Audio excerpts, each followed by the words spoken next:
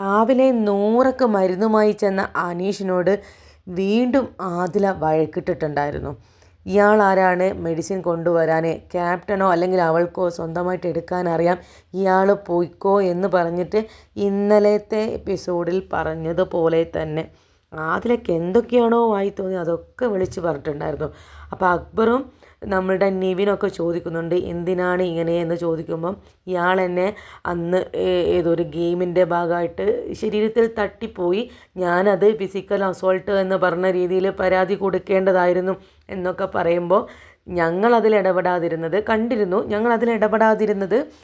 പിന്നീട് നിങ്ങളൊന്നാകും ഞങ്ങൾ കുറ്റക്കാരാകും അതുകൊണ്ടാണ് എന്ന് നിവിനും അക്ബറും ഒക്കെ പറയുന്നുണ്ട്. പക്ഷേ ഞങ്ങൾക്കതിൽ പരാതിയില്ല, പക്ഷേ ആ ഒരു ദേഷ്യം എനിക്ക് അയാളോടുണ്ട് എന്ന് ആദില പറയുന്നുണ്ട്.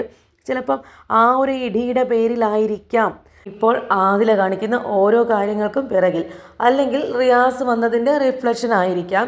എന്തായാലും ആതിരയുടെ അഹങ്കാരത്തിന് ഒരു കുറവുമില്ല. ഓരോ നിമിഷം കൂടുന്നവർ അത് കൂടിക്കൂടി വരുന്നേ ഉള്ളൂ. എന്തായാലും മറ്റൊരു അപ്ഡേറ്റ്സുമായിട്ട് വീണ്ടും കാണാം.